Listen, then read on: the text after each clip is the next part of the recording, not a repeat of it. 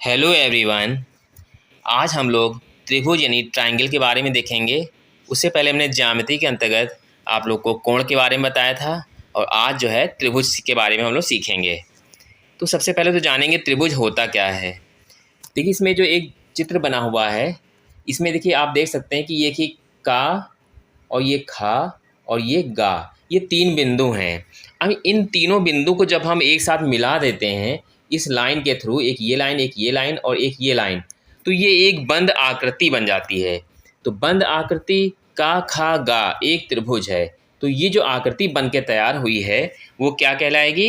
ये एक त्रिभुज कहलाएगी। तो इस त्रिभुज की क्या शर्तें होती हैं? देखिए शर्तें यहाँ लिखी हुई हैं। सबसे पहली चीज़ क्या है? आकृति बंद घिरी हुई हो। और दूसरी शर्त क्या है? तीन भुजाएं हों। इसमें देखिए पहली भुजा एक ये हो गई, दूसरी ये हो गई, तीसरी ये हो गई, तीन भुजाएं इसमें होंगी तो वो जो है एक त्रिभुज कहलाएगा। अब इसके आगे देखते हैं त्रिभुज के बारे में और भी चीज़ें, कि त्रिभुज में कुछ चीज़ें होती हैं जो आपको बहुत जानना ज़्यादा ज़रूरी है। तो इसमें जो सबसे पहली चीज़ है वो है, इसका नाम है शीर्ष। शीर्ष क्या होता है? शीर्ष के बारे में जानेंगे। त्रिभुज के तीन शीर्ष होते हैं। कौन कौन से? देखिए सबसे पहला ये का बना है, इसमें ये है खा और ये है गा। तो ये एक त्रिभुज के अंतर्गत जो बाहर जो कोने इसमें दिखाई दे रहे हैं, ये जो है का, खा और गा, ये जो है तीनों जो हैं इसके शीर्ष कहलाते हैं। शीर्ष का मतलब ऊपर, मतलब का लिखा, ये खा और ये गा लिखा हुआ है, जो तीन कोने दिखाई दे रहे हैं ये इसके जो है शीर्ष कहलाएंगे। इसके बाद त्रिभुज में हम लोग जानेंगे त्रिभुज की भुजाएं। त्रिभुज जैसा कि नाम से ही समझ में आ रहा है कि त्रिभुज यानी कि तीन भुजाएं, मतलब ऐसी कोई आकृति जिसमें तीन भुजाएं हों वो त्रिभुज कहलाता है। तो जिसमें कौन कौन सी भुजाएं हैं? देखिए इसमें लिखा है, एक डायग्राम बना हुआ है त्रिभुज का। ये का खा, खा गा, एक ये हो गई, तीसरी होगी का गा, ये तीन चीज़ें इसमें आ गई। तो पहली भुजा कौन सी हो गई? का खा, देखिए यानी कि ये वाली लाइन। दूसरी है खागा यानी कि ये लाइन। और तीसरी है गा का, मतलब ये वाली लाइन। अगर हम इन तीनों लाइनों को अगर देखें, तीन भुजाओं को देखें, तो ये क्या है? ये त्रिभुज की भुजाएं हैं। तो इसलिए जो है त्रिभुज में तीन भुजाएं हैं, इसमें दिखाई दे रहा है आपको साफ साफ, तो इसलिए जो है इसको त्रिभुज कहेंगे। तो अब इसके बाद क्या जानते हैं हम लोग त्रिभुज में? त्रिभुज में कोणों के बारे में हम लोग सीखेंगे। कोण क्या होता है?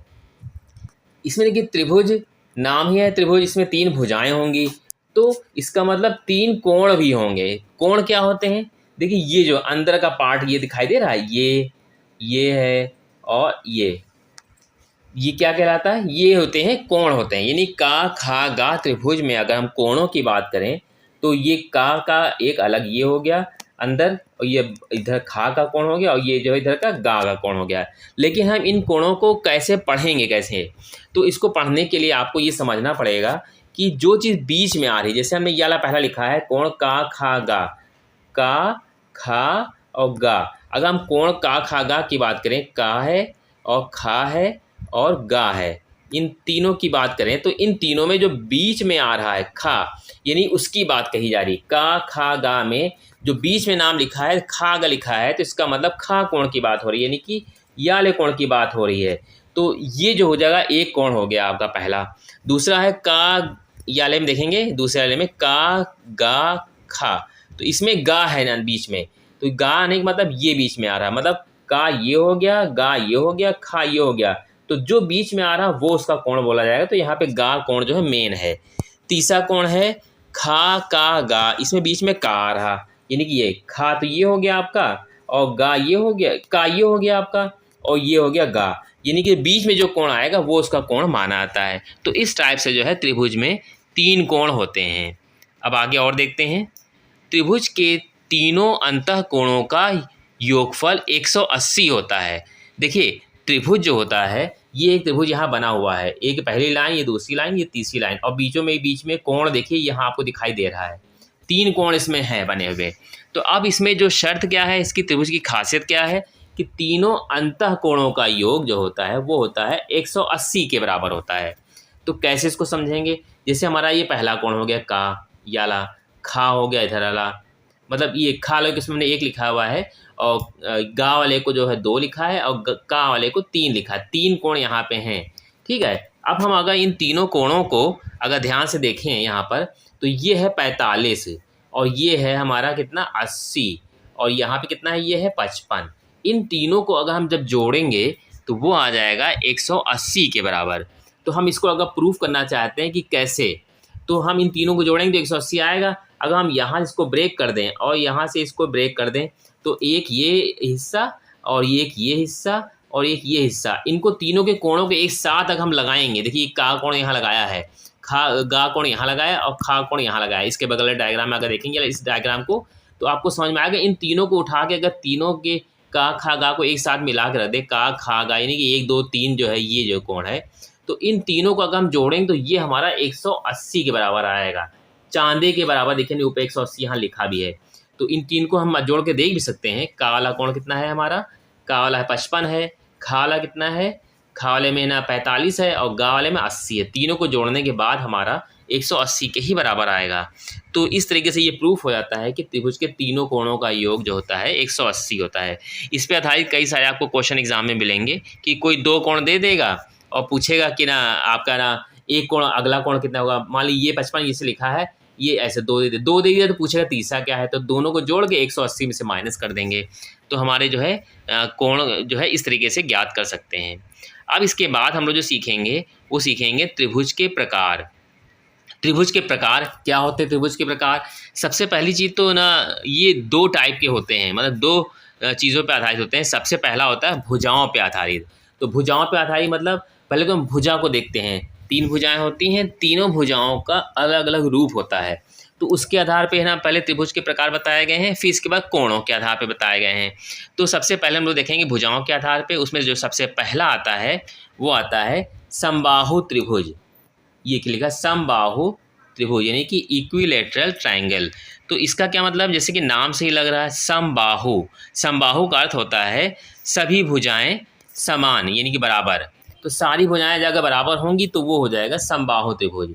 ठीक है, तो यहाँ पे देखिए कौन कौन सी भुजा है। यहाँ पे एक देखिए त्रिभुज बना हुआ है, इसमें ये भुजा और ये तीनों भुजाएं मतलब का खा, खा गा और गा का, ये तीनों भुजाएं इसमें बराबर हैं। तो हम कहेंगे समबाहु त्रिभुज। ऐसे त्रिभुज जिनकी तीनों भुजाएं बराबर हों उन्हें समबाहु त्रिभुज कहते हैं। तो तीनों भुजाएं कौन कौन सी होगी, काखा हो गई, खागा और गा का या कागा, एक ही चीज़ है ये चीज़। ये तीनों भुजाएं जो है बराबर हैं, तो हम ऐसे त्रिभुज को क्या कहेंगे, समबाहु त्रिभुज कहेंगे। फिर इसके बाद अगले त्रिभुज को देखेंगे, क्योंकि इसमें सारी भुजाएं बराबर थी, लेकिन यहाँ पे क्या है, यहाँ पे थोड़ा सा अलग है। क्या अलग है, समद्विबाहु नाम है इसका, समद्विबाहु। द्वि मतलब होता है 2, जिसमें 2 भुजाएं बराबर। समद्विबाहु का अर्थ हो गया 2 भुजाएं बराबर।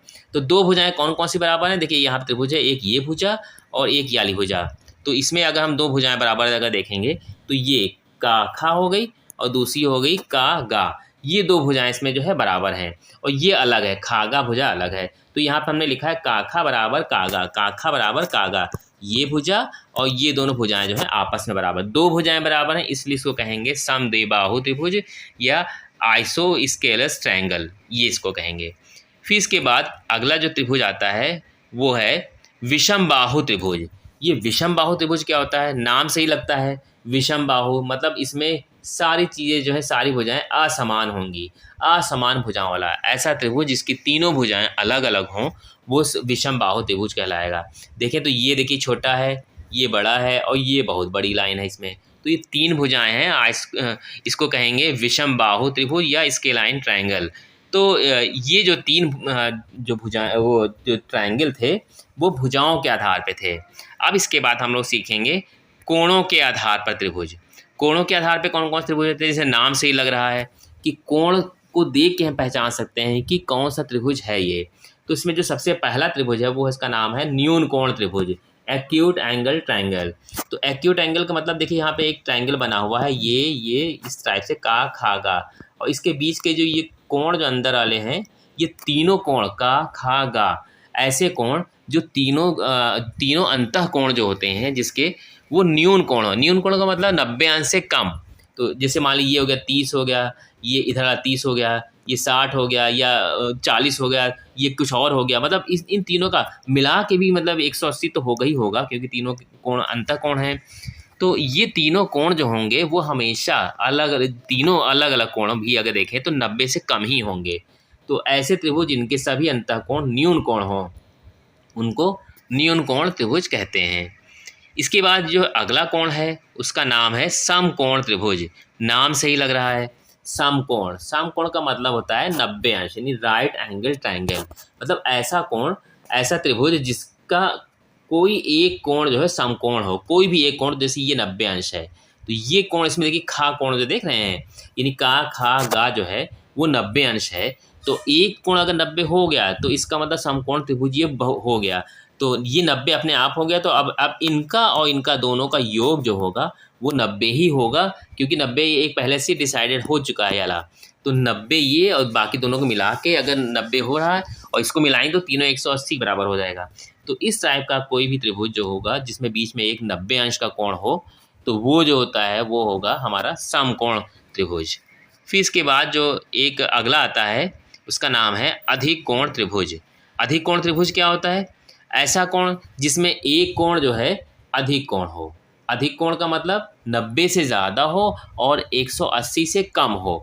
तो इसमें अधिक कोण देखिए ये है, ये जो खाला कोण देख रहे हैं, ये जो हमने बनाया हुआ नीचे, ये कोण हमारा है वो है अधिक कोण है। तो एक कोण तो मेरा 100 मतलब 90 के अबव होगा ही होगा और 180 से कम होगा। तो एक कोण हो गया अधिक कोण, बाकी का कोण और खा कोण ये जो होते हैं वो अलग अलग होंगे। तो इसमें इस टाइप का जो कोण मेरा बन के तैयार होगा, मतलब इस त्रिभुज जो बन के तैयार होगा तो उसको कहेंगे अधिक कोण। अधिक कोण में ये कोण हमारा अधिक कोण आ रहा है जो खाला आ रहा। तो इस टाइप से आपने देखा कि ना ये अधिक कोण जो है इसमें एक कोण होगा हमारा 100 मतलब 90 से ज़्यादा और 180 से जो कम, तो इसको ऑब्ट्यूस एंगल ट्रायंगल कहेंगे। ठीक है, तो इस टाइप से आपने देखा कि त्रिभुज के जो है ना जो प्रकार हैं वो दो आधार पे हैं, भुजाओं के आधार पे और कोणों के आधार पे, और तीनों के दोनों के तीन तीन टाइप हैं। तो इस टाइप से ये त्रिभुज जो है यहाँ पे कंप्लीट हो जाता है। अब इस पे आधारित सवाल जो है एग्जाम में कई सारे तरीके से बनते हैं। कई भुजाओं के आधार पर बन जाएंगे, कोण के आधार बन जाएंगे, दो कोण दे देगा या एक कोण दे देगा, दो अलग अलग करके पूछ लेगा। तो इस टाइप से भी देते हैं या एक्स करके मान के भी दे देते हैं। तो उनकी प्रैक्टिस जब हम कराएंगे तो अगले वीडियो में आपको बताएंगे कि जब सब एक साथ मिक्स करके जब कराएंगे तब आपको जल्दी समझ में आएगा। Thank you so much.